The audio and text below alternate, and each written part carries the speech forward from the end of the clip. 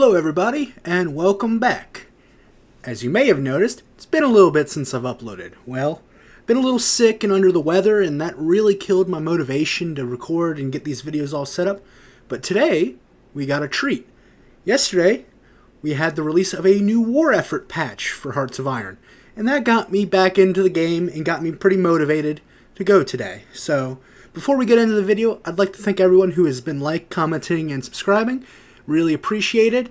It means a lot to me, and it's helped me really push through to get ready to get back into making some more videos from you guys. So hopefully we'll have some more banger videos coming out, and let's get into the changes. So today I'm not going to go over every little thing that's changed because there's a lot in it, and a lot of it's just bug fixes or small things that I don't know how much they will really impact the game. So I wanted to go over some of the more big things that I could see actually impacting the game and that people might notice who aren't like me and just spent 3,000 hours in the game. You can kind of notice differences, but for people who haven't spent as much time, they probably wouldn't even notice a difference. So I want to go over more bigger things. So to start out, there was some MIO tweaks. So I believe there was a couple added, a few just tweaked. I believe the biggest of the tweaks I saw was about tanks being tweaked, like the tank MIOs. So instead of them affecting one chassis, I believe it affected multiple. Let's see, like this is, for all light, and I'm not sure if it really actually did change. I don't really remember how much these were at the beginning. I'm going to be honest, like they're good effects. I just can't memorize everything and then all what the changes are. So they were changed. I'm just not sure if they were specific ones only or if they changed some of like the universal ones. But overall there was some MIO changes. I don't think it's the biggest deal, but I thought I'd mention it. There also was some AI prioritization changes. So now the AI will try to make certain equipment more often and at more historic time periods. Not sure how they were doing with it before, so I'm not sure how much of a difference it'll make, if they'll be producing more better equipment or if they'll be producing more worse equipment. I'm not sure how ahead or behind the curve a lot of the AI was, but they've changed it to make them make more historical planes, tanks, and the like. So I don't know if that'll make the game easier or harder. We'll have to see. So moving over to Germany. Germany had a few changes with this patch. So with the autarky achieved focus, which would be over here in the historic 4-year plan, it'll lock some decisions that you can unlock through up here, like price controls. It'll be locked after you achieve autarky. And like various different modifiers will be fixed. I think it was just slightly bugged out, like where some of the modifiers wouldn't be fixed when you got autarky achieved from like the 4-year plan and stuff. So that's nice. I don't think it's that big of a change, but it was something I thought would be a little bit interesting to talk about because, like, while I don't know how many people actually do the 4-year plan when they're playing, it is the historic one. It's the more LARP path. I think, honestly, pretty much we've decided that economic growth is actually stronger. It might not be. They might have changed it in some of the patches, but I feel like this path's pretty strong, and this one you just have to conquer and all that. So, like, it's not the one that a lot of people would use if they don't have to. So it being fixed is good, but not the biggest deal. Continuing on with that, they did also change how stealing the gold reserves works. So with Germany, if you do the 4-year plan down to the economy of conquest, when you capitulate nations, you can steal the gold reserves to offset the MIFO bill payment. Well, apparently it wasn't working for Turkey. So now it will work for Turkey. That's good. Although as Germany, if you're playing fairly historic, you're not really going to go to war with Turkey. So I'm not even sure if there is a way to even get to war with Turkey in the focus tree. I don't really see it. So that would be like more of a manual justification. But it was not working. It might have just not been working because, again, Germany doesn't go to war with Turkey historically. They might have not play tested it. But so that's been fixed. That's good. The other thing that they fixed with it that I think is more important is that if, while you're in the, like, nations in the Axis, if another country capitulates, the country in the, like, they capitulate to the other country in the Axis, Germany can still steal the gold reserves. And this is pretty good because While it's not common, some of these nations like Greece would capitulate to like Bulgaria or to Italy, so being able to steal their gold reserves is helpful. Sometimes Italy will get a breakthrough and capitulate France, so then that would really hurt Germany. Now, that's not very common, but it can happen. So that's more likely to help with the AI than with a player, because the player is probably going to be the one capitulating the Benelux, France, Norway, probably, but maybe not in like Yugoslavia. It might not. In Greece, it might not, just because they'd be invading through territory. I guess maybe if you're invading through Austria, I'm not sure how often Yugoslavia would capitulate to you versus others. So, nice little change. Helps out with the German economy. Again, I'm not sure how many people really are playing with it, the historical economy of conquest, but nice little change. Moving on to the next change, they changed Sweden's Hungerskjöld's requirements. So it's if you have 45 civilian factories, like if you have more than 45, including trade, or if you've built 14. I believe before it was 40 if you had more than 45, not including trade. So, and Sweden's a very big trading power, so I think it should be easier to get rid of Hungerskjöld now, which is really nice because it's not a good spirit to have, and it really makes you prioritize building civs early game. So it might let you build mills start building mills earlier. So I think that's just a nice little tweak. Nothing too big, but something I did want to talk about. The next thing that we had that was slightly changed was with Austria and its decisions to get like Polish transferring the Galician states. There was apparently an error in it. Not sure what that. They didn't really elaborate on what it was, and I couldn't really figure out. I guess there was probably something where like they wouldn't transfer or other. Not really sure what the problem was, but apparently it's been fixed. And fixing a problem, always good. For the final thing before we get into the real reason I really wanted to make this video is that they also made a change to the Belgian Congo, where when you do the Assemble the Regency Council, if you go for the hidden German collaborator path, you can now in fact actually get the 4th research slot. As you can see here, they changed it where you have to be either non-aligned or fascist. It used to just be non-aligned, so if you pick the German collaborator, it would instantly flip you fascist, and you'd be locked out of this focus, which would prevent you from getting your 4th research slot, which really sucked because people really like the German collaborator path. It's very good. You form like the Kingdom of Middle Africa. It's really fun. So it was really upsetting that you couldn't get the research slot. Now you can. I think that's a huge buff for this tree. Makes it way more playable for that one. So overall, I think that's a really good change. Not sure how the other ones will affect, but it is good that they're working on stuff. Moving over to the big one is they changed the Siberian formable a little bit. For one, they changed it where you can actually, like the new highlight expansion state feature, like for like clicking the formable. I don't have it loaded up, but see how like with the resources they highlight the states. Well, they added that with formables in the last DLC. Well, now Siberia and its expansions have that, which is really nice. But the meat and the potatoes of it was they added Manchuria as an expansion decision. You can core Manchuria now as Siberia, which is amazing.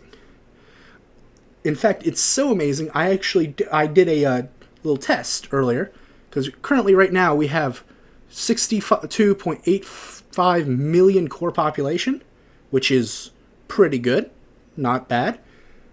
But this is counting the Manchurian expansion. The pre-Manchurian core population of the Siberian formable was actually 27.47 million.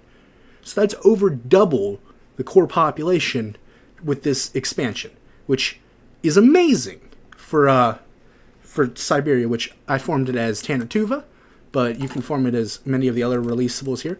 In fact, there was another problem where a couple of the releasables in Siberia, like they could do the Siberia formable, but they couldn't do like the push to the Urals or like the integrate the Far East decision. So there was 2 of them. I don't remember which ones specifically, but they have fixed that issue.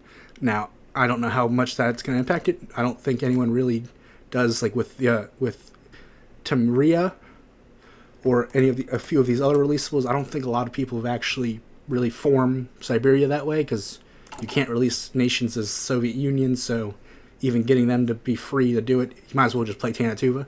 So I don't know how much that's really going to affect the game, but it was a bug, so it's nice that they fixed it. It also makes the borders look pretty nice, because before you used to, like, there's the integrate this region, I don't remember what the decision is called, but it gives you a core on Hokkaido, South Sakhalin, and the Kuril Islands.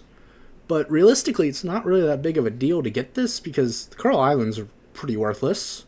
South Sakhalin, I mean, it has 5 oil and 300,000 people, but that's not really that great to fight a major power that has a navy that you need to invade. Not the biggest deal. Hokkaido does have 3 million people, which isn't bad, but again, fighting a major naval power that you have to naval invade, what for just these 3 states, not really that big a deal. But now, I think it's actually worth it, because Manchuria is a very nice prize to get off of Japan. The problem is that you're going to have to be fighting war score with China, so you're probably going to end up at war with China. But it gives you at least, but you might have ended up at war with them anyway, just for expansionism. So it does, that helps out. The one issue I noticed with it that I'm not very happy about is that to click the decision, you actually have to own Dylon, which, if you're going to war with Japan, is not the biggest deal. But the problem is if Manchuria goes independent, if you're playing alt history, you could just snipe Manchuria and then core it, but you can't do that because you would need this. I guess if Japan also goes civil war, they do hand that, like, if they go civil war, Manchuria does get it, Manchukuo. So they would both have, so Manchuria would have to either go independent or Japan would have to go civil war for you to get a free Manchuria. So, I mean, didn't think about that. Just realized that, like, if Japan goes civil war, so like if they go the unthinkable option or the strengthened civilian government, you can get free Manchuria as Siberia, which, I mean, considering you're probably going to play on alt history, so when the Russian Civil War happens, so you can get the Russian Civil War, so you can actually get this territory. So that is a strategy. So come to think of it, I'm not as upset with it as I was going into this video, now that I've thought about that. But it does lead to the next thing, which I'll do a little cut here.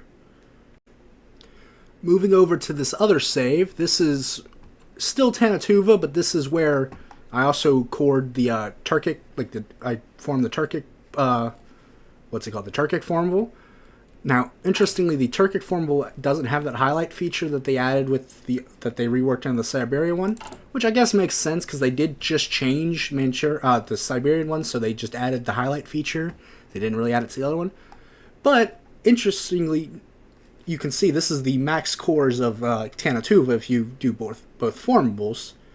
And for those who noticed, you can core Sinkang and now Manchuria, which makes kind of a little weird formable where just Mongolia and Outer Mongolia are just kind of being enveloped. Because now with it, you see like it pretty much is wrapping around that area, which brought the thought that Mongolia is still just completely worthless in the game. They haven't given us a Mongolia formable or anything in this region. Same with the other Chinas and Manchukuo. These are all pretty worthless because they don't have anything going for them. Which really does suck because this region obviously needs a little bit of love. Especially like with Mongolia. Mongolia is a starting nation, the Mongolian Empire. Like, we need a formable for this region. At least, like, because they added these cores for Manchukuo for these 2 states, for Swayan and for Ordos. Both Manchukuo can core both of these, and like they get a core on Char and South Char. So giving like Mongolia an ability to like core Manchukuo, parts of Shaanxi, and parts of like northern Zibisanma would at least give this region a bit more to do, because as we see, like, at this point, these formables are starting to wrap around this region, which it just has no content for it, which is really sad. So that was one of the things I really wish they would have added in this war effort, was just a little formable, or at least maybe an integration of Mongolia as well. But I can't complain too much. We did get whole of Manchuria, which gives a lot more core population. I mean, even with the Turkestan formable with Sinkang, it puts us up to 82.84 million core population, which is only about 20 million over what the other formable with Manchuria was. So realistically, according to Sing Kang in the Stan region, is about 20 million manpower. So just the fact that this gave even more than that makes Tanatuva way better. And it also gives a reason why, then, like, if you form this, you probably would form Siberia first. If you go in on Manchuria to get this region, you actually do have, even if you don't get all of it, you can go to war with China to get Sing Kang as well. So you're probably going to go to war with the United Front anyway. So it makes it a bit better because you get more reward, because Sing Kang really isn't all that good. Like, it has some population, but like it's not that much. And considering you don't need it to do the Turkic formable, you just get cores on it.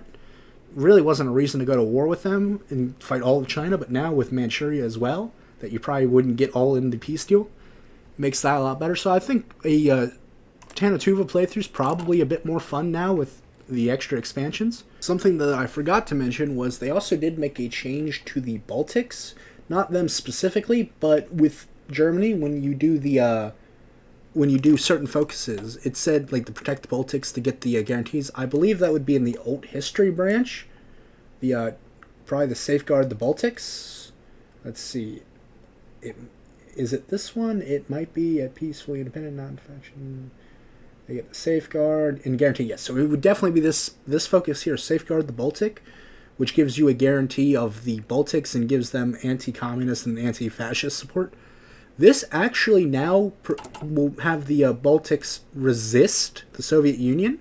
So if you're going for, this would be either your democratic or your monarchist playthrough, and you're going to just the Sea of the Eastern Front, you're not going the full conquer Brest-Litovsk stuff, they actually will not submit to the Soviet Union now if you do that focus, which is really great because that extremely weakens the Soviet Union and gives you an easy way to get to war with them pretty early, and it would be a defensive war, because if you're doing Sea to the Eastern Front, you'll get, what you do is you'll get your Polish territories back in Memel, and then you'll probably get a non-aggression pact with and a guarantee of independence of Poland, and you can probably get them into your faction.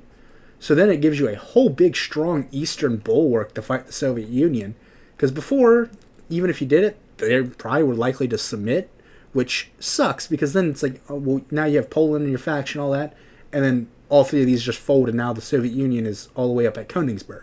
So just that little change, pretty nice.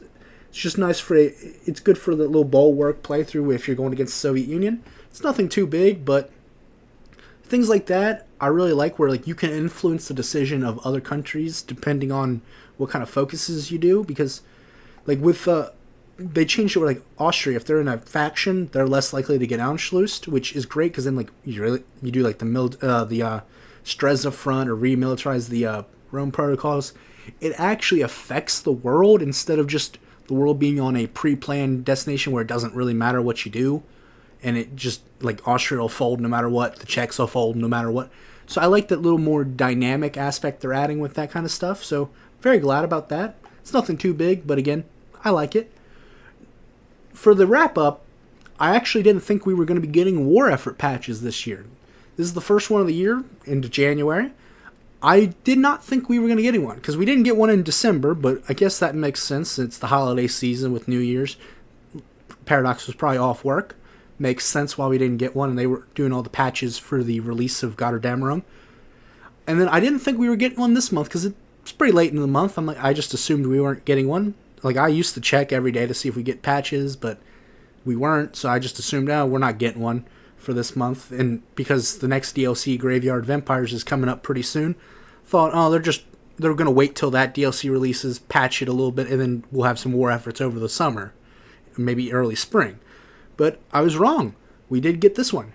While it didn't really cover as much as I would like, it kind of only it just small little changes to the gameplay. They didn't really like overhaul anything like they did with the ones last year, where like they really were affecting, like the British Raj was getting boosts and stuff, and like Canada really got a great boost over the summer last year with a whole new communist path. It's not the best path, but it's a new one. It's better than it was. And then especially the fix right here with sending the zombies the National Steel card not being mutually exclusive, huge benefit to Canada. Plus a few other bonuses, like where like they shortened some focuses and they buffed others. Just overall, it was a really nice buff to Canada, made Canada way more fun to play. I already liked Canada before it, just made it even better. I really wish they would have gone through and maybe updated a few of like the Death or Dishonored nations some more, maybe really Czechoslovakia, because with the DLC they gave a lot of new icons. Like these didn't have their flags on it before, and like these didn't have these like the new focus icons, which is really nice. I love the icons. Well, they really didn't do anything else. They just updated how stuff looked, which is something, but not what you'd want. I wish they would have came through and maybe updated a few of these. Like, they did change, like, this wasn't 35 days, I don't think. But, like, I would have liked them to, like, up some of these, because, like, some of these focuses are just really weak, especially, like, in the military tree and stuff. So updating that would have been nice, but we didn't get that this time. Hopefully, we might get one next month as well, because the new DLC is supposed to come out Q1 of this year. And considering we still haven't had an announcement or any, like, dev diaries or any of that, I'm assuming it's going to come out towards the end of March. So 2 months from now. So we might get one more war effort patch the end of next month. We might not. That might be when they start revealing information. But that'll, either way, I'll be glad to be getting something to cover. So hopefully by the end of next month, we'll have some more stuff to go over. But that pretty much covers everything I wanted to go over this video. Thank you for watching. Remember to like, comment, subscribe, and I'll see you in the next one.